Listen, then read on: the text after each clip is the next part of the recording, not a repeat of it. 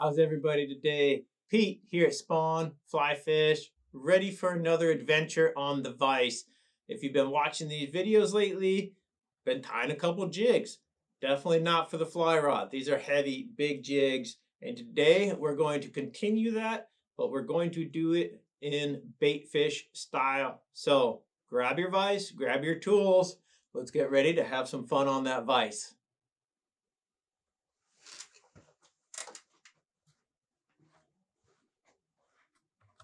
Get things started for this baitfish jig, we are going to begin with a Spawn articulated shank. This is the 20mm size, and today I'm using some 6/0 olive thread. 140 would be great, whatever you enjoy using, but it should be pretty sizable. You don't want to go too small on the thread on this one.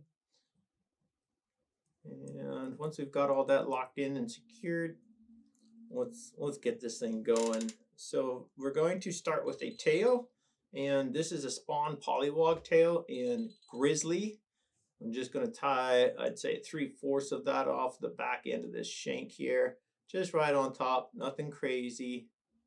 And I am going to use that material to get in front of the arm, just to give myself a little buffer between my thread and that sharp point there.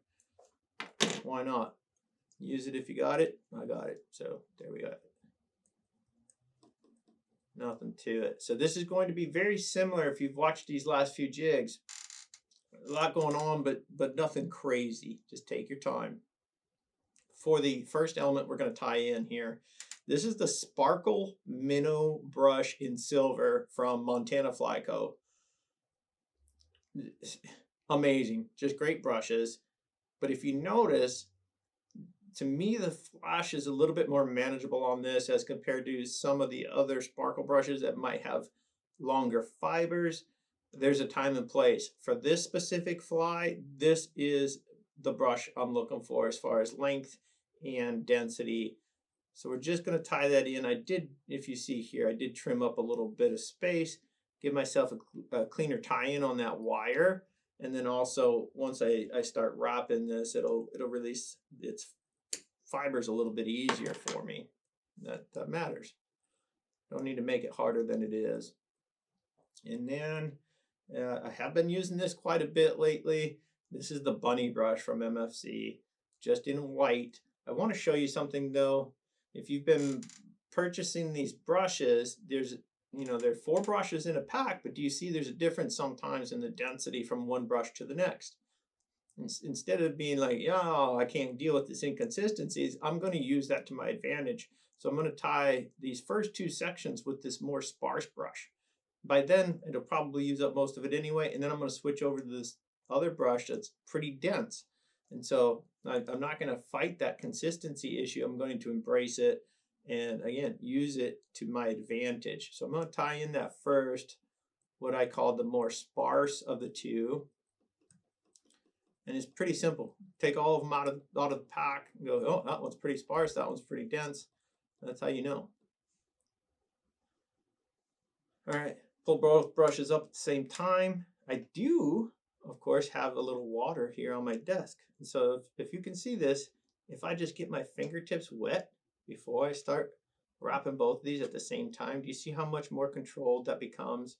I don't have to fight all these fibers coming off 8 different directions. Nope. They're all going to move and train backward toward that hook, or where the hook point would have been if this were a hook.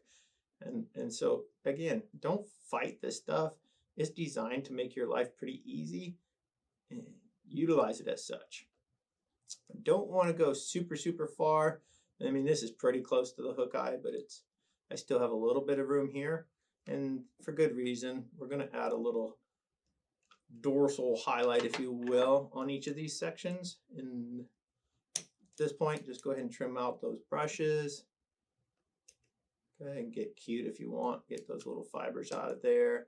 Make sure where those brushes are trimmed or cut, go ahead and pinch that little cut piece down and make sure it's folded back over itself. 1, it's going to make for a stronger fly. 2, it's not going to cut your thread right away. Brush time. This is important. Don't skip this step. If you want to get the most out of these materials, you're spending good money on this stuff, tying it in, putting all this effort into your jigs or your flies. Man, this is such a simple step to really release any trapped fibers. And look at the flow on there. Well, it's going to look even better in the water. And what did that take? 10 seconds? By all means, go ahead and make that stuff as good as it possibly can be. As far as the bait fish we're tying right now, this is going to do at least two things for me. It's going to fish as a bass and fish as a trout, meaning this will replicate smaller rainbows and all that good stuff beyond well enough. But it's also going to hit on the coloration of some immature bass and all that. So it's just a generic bait fish. However, it is going to fool some big old trophies. That's what we're counting on. For this dorsal top here, got some barred marabou. This is fine barred marabou, olive barred black from Montana Fly Company. And again, just going right over the top. Nothing crazy, nothing difficult. Just gonna lay that little section right on top, go out to the end of where our flash is, and get it tied. Again, just keep it on top. If there's anything specific, it's that. Check, use your thumb, mash down on top, see how it sits on top. Good. Bring those fibers back, give yourself a clean little spot there for a cleaner trim out of these butt ends. Nothing to it.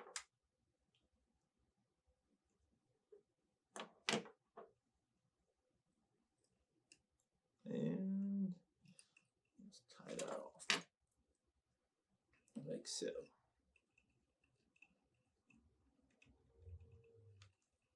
Really want to make sure our whip finishes are strong. We will, of course, cement those. We're not tying this fly to place in a beauty contest. We are tying this for some down and dirty big fish eats. So we just need it to be super strong. And for our part, that means adding some head cement when we can. Now be the time. So you can already see this on its own would catch fish. This is simply our tail section. And I've said it before, if you're tying articulated flies and every section on its own is fishy enough to catch something, well, for sure, by the time you put that whole deal together, it is going to be deadly. That's what we're going for here. Cute, simple, deadly. Great, nothing to it. Hope you're with me so far. So we started on a 20mm shank. We're not going to exaggerate the taper or anything like that. We're just going to utilize the materials. And so let's slip another 20mm shank in there. Go and pop this guy out and switcheroony on to the next. And at this point, you'll appreciate this. This is easy because it's just a wash, rinse, repeat. By all means, you could sneak some more flash on that dorsal side if you wanted, or even on the sides, wherever.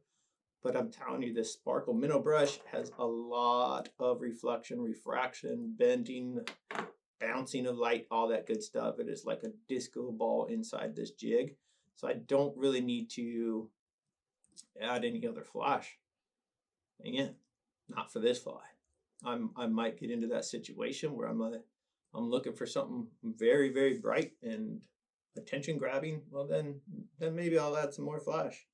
But for this, again, we're just kind of hitting on the simpler aspects of what makes a bait fish, meaning dark top, light colored bottom, some sort of silvery flash coming out of that body. And I'm telling you, this does it all. So here's that same bunny brush, just going to trim a little section again for a clean tie-in. And this is that same one we used on the first shank. So again, this is that more sparse of the two. Get that tied in right on top of that flash brush. Nothing to it. Really want to hammer down all these materials though, because once again, and I'm so sorry if I repeat this, we are looking for big fish. No little fish here, folks. Keep that for the 3 weight. All right. Got them both together, a little moisture on the fingertips, and simply wrap forward. Again, letting that material come off, letting it do its thing. We're just training the direction. We're not doing anything insane by any means. And this will be our tie-off spot, so just clear as much of that out from the brush as you can and get that thread in there. The amount of room we need, you've already seen, is going to be enough space to add that little bit of Marabou. So nothing too big here up in the front. Cut those brushes out one more time. And get our dubbing brush back in here. Work out all those fibers very quickly. Once again, doing due diligence on utilizing materials that are designed to make our life simpler, tie flies more efficiently, more consistently, definitely quicker. So if you're gonna have that, there's got to be a sacrifice somewhere. Here it is. Now it's up to you to take that extra 20 seconds, 10 seconds, whatever it is, and brush that stuff out. All right. Nothing crazy though. So we need another section of this black barred olive Marabou. Peel that right down the quill here. Oh, that's a little bit shy of what I was looking for here. We need a pretty good section. We can get a different feather. Try that again. There we go.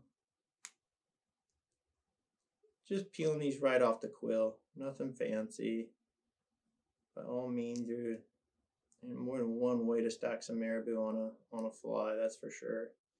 Well, got the quill in here. Not a fan of tying in that quill. Some people like it. I don't. Let's see what we can get here. We got a proper mess. Let's just get it tied in. As far as how far back, again, so that sparkle brush is going to kind of give you an indicator, but if you don't look at that, you're looking at the previous set of Marabou. We're just going to go halfway back on that, between half and 3/4 as far as how far back on that first section of Marabou. And call that pretty darn good. Get our thumb on there, mash it down, make sure it's even on both sides. Nothing to it. Tie that in, pull back, wrap in front. Now we safely trim out all these butt sections. Yahtzee. So you see how a couple of these fibers are just going the wrong direction on me. Well, if I don't like it, guess what? I can get my scissors in there and trim them out. Nothing to it. It's your world. We're just trying to live in it. Point being, get in there and make it yours. Make it all you. If you know a certain color would work better, don't worry about, man, if it's not what they use to tie the fly. By all means, use the color you know is going to work the best. There's one. Let me get one more whip finish in here. Try not to get any of the excess butt material. There we go. Trim that out. This is a proper messy fly, and usually messy flies tend to catch the best fish. Just saying. No predictions here. I'm gonna call it. If you tie this thing and fish it, you're gonna feel the tug. Let's get these thread wraps all coated in some head cement. And again, for the head cement today, I've got some Loon Hardhead Clear. Beauty. At this point, I'm going to set this off to the side for just a second. We do have some prep work to do now. So I'm using my whip finisher coming up to the bottom, release, and set it off to the side. That head cement will dry while we get our hook ready. Hook today, this is the Ahrex SA254 jig style hook. Salt water, super strong, amazing hook. This is size 1/0 for the bead. This is the Spawn Fathom Bead, and this is 9mm. And these are slotted tungsten. They're very big. I don't recommend tossing this on your fly rod. Again, it's just a little bit. It's a little bit much, I think. You might break that rod. It's not a might situation. You'll break that rod. So please don't do that. All right, as you can see, this is going to sit up a little on me. Let's see how far this gets away from us. Yeah, let me adjust that camera real quickly, and we'll get into this guy. I think this will work a little better. I did switch out the head here, so head number 1 to head number 2 for those of you who are into Stomfo. And again, this is the 9mm slotted tungsten bead from Spawn, the Fathom bead. And just going to get that propped up. I don't really need to run a bunch of wire or anything like that to keep this into position. There is a slightly different shape in the top or smaller slot where your hook point goes in that really does a great job on this hook. So a little bit easier, I think, to keep that bead situated where you want it and all that good stuff. Digging out some more material so we can really finish this thing off in style here. All right, let's get that one more wrap up. Now I'm going to start working my way back. So we have to attach all these previous shanks now to our working hook. There are a bunch of different ways of doing that. This is probably my favorite way. So here I've got a 19mm Spawn articulated shank. I've removed the eye and left the arm. So what I'm going to do now is, you see I came down to that last flat section on that shank. Just make sure I'm staying on top of this shank now. And I'm going to wrap this back and stay under that arm, but I'm not going to close down the arm. I'm going to get a couple passes of thread here, come in with a little bit of Superglue gel, and a little bit will do you. Don't need a bunch. So I've smeared that all around this side. So now when I come through on my next pass, the super glue will travel through these thread wraps and it'll sort of work its way through there a little bit. But what I'm really counting on is the union this makes of that top shank to the hook shank, because there is a thread connection. And I can tell you these things don't budge. This is as strong as it gets. Time to attach our previous sections, but keep in mind we are tying this jig style, and so this is the underside of our fly, and then of course we have to match that up. Now I can come through, get on top of that arm a little bit, start adding a little pressure, add pressure with each wrap, give it a little pinch down with my finger there, really help it get down. Check it, make sure it's going to fully close. We don't want that moving on us. So again, take your time. This is the part where you're building the strongest possible jig or fly. So you don't want to skimp at this point and rush through it. So we just broke that thread there, but not an issue. Get some good wrap started on top of that. Keep going. We're not gonna let a little broken thread change our day. And then I undo this busted section here, find out where it started, and trim off. Nothing to it. Don't miss a beat. Now I'm going to take one more pass on the entire length of this hook shank, and we're ready to go. And this is nothing crazy, just a wash, rinse, repeat from what we've already been doing. So again, trim up a little bit on both sides of that sparkle minnow brush. We'll get it tied in.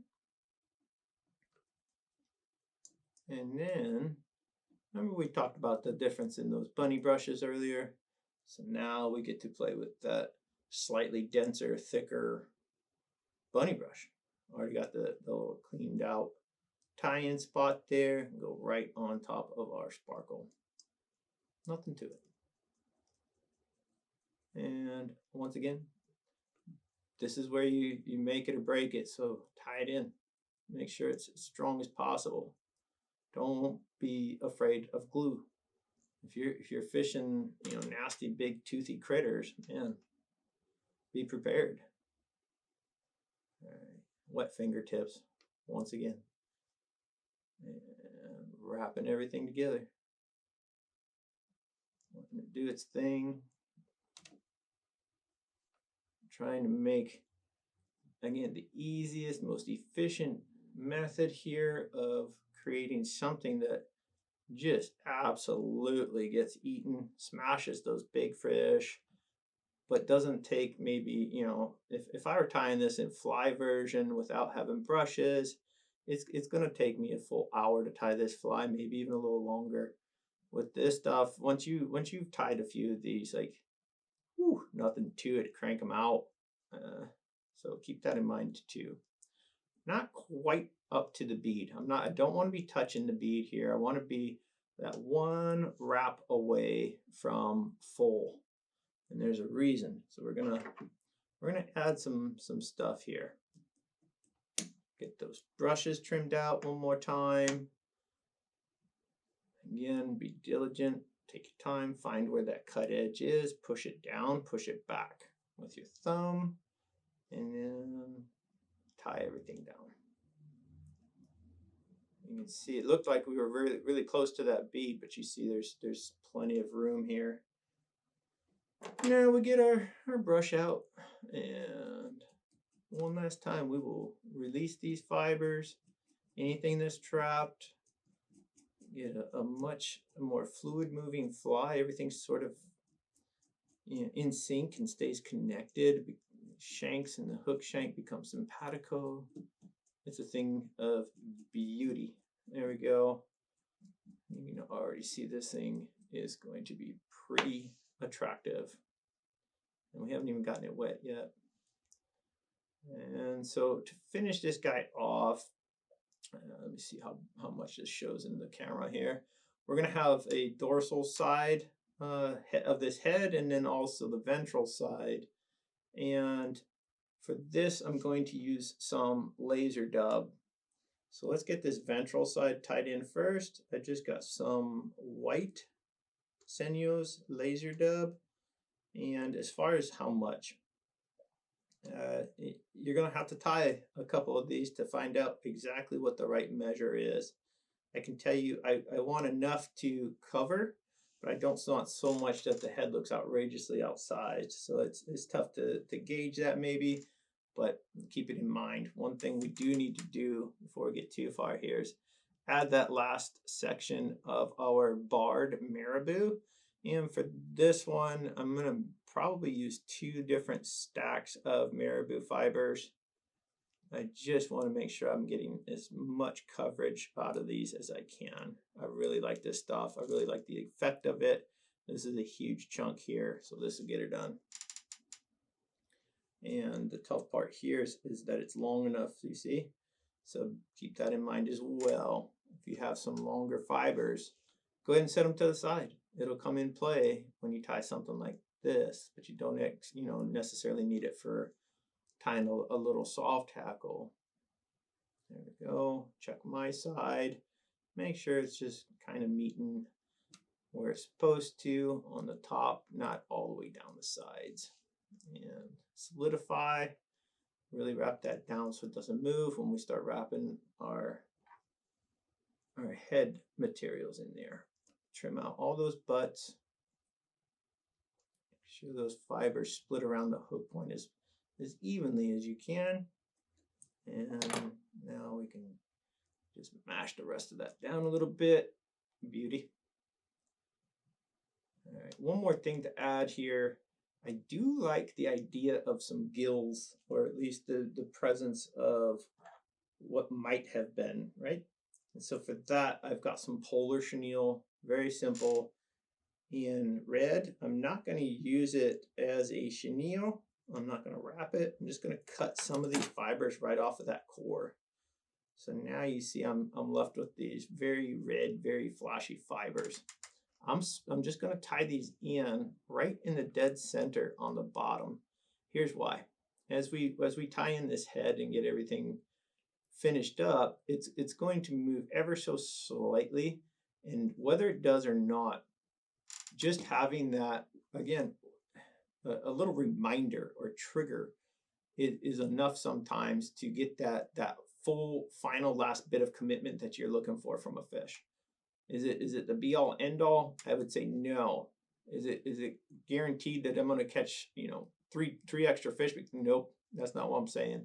It's just one of those elements that is a trigger, has been known to cause strikes. Of course, I'm going to add that in. All right, enough yapping. Real quick here, now that we've got it turned this way, let's just do the dorsal color first. So now we have laser dub, Senyo's laser dub in olive. I'm just stacking the fibers to make sure nothing's clumped in there. And so it's a decent amount. It's going to come in here, and I'm measuring, but the truth is I can always change that a little bit after we tied it in, meaning I can sit there and tug on it, pull on it, and get it to thin out a little if I need it to. Only thing you can't do is make it go bigger. Keep that in mind. And slightly adjust to make sure that this is going to meet with the underside or the ventral color, which is the white. And then once that's all trimmed and proper the way you want it, let's make sure that our thread wraps here go all the way up against that bead. That's the key to making this technique work for this veil. And now let's get back into the white, and we will get this underside in here. And call that good. Feels like a little bit much, but I think it'll be okay. The beauty of doing this style of head too, not only does it look attractive, but it pushes water in a big way. And if you've read the articles in the magazines, you've watched some YouTubes on people chasing true predatory fish, these monsters. A lot of what they are counting on or relying on to know that there's a food source is vibration. It's movement versus necessarily seeing it right away. We want to take advantage of that. And how we do that is by having this big head that doesn't collapse very much. And by doing so, it pushes water, right? So if the profile doesn't disappear when this thing gets wet, it's going to push a lot of water. And when you're chasing those true monster predators, that matters. All right, get that dubbing all the way around there. And then we can rock down. And at this point, make sure everything's lining up and meeting where it's supposed to, keeping it nice and cute. That's what we're all about here, keeping it nice and cute. I don't know if you look at this jig and think cute, but you get the idea. One thing I do have that handy little Stoneful comb, just brush out very gently. I mean gently, because you see it's going to pull fiber. That's okay, but remember, I warned you. Just get that looking a little bit better. Get that brushed ever so gently toward the back. And it's going to really make a nice line there, our lateral line of where our top and bottom meet. And of course, that's what we are looking for. I do have that water sitting here, so I'm going to use a little bit on my fingertips just to get these dorsal side fibers out of the way a little bit. I got one finishing move.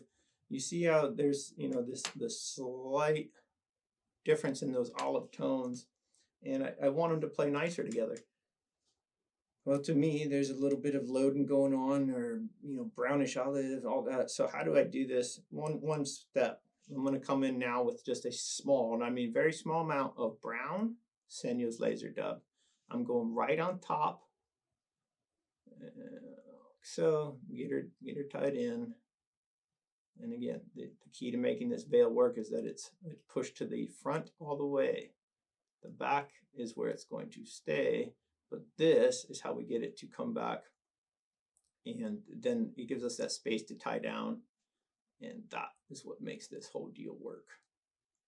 I want that thread wrap right there. I don't want it anywhere else. So now we have that dark brown dorsal just in a line, and a lot of fish have that exact look. So whether it's trout that you're trying to emulate or bass, keep that in mind. It works. I'm telling you, it works. Whip finish time. You can look at the size of the head on this thing, and you can see. Let me flip this the other way around.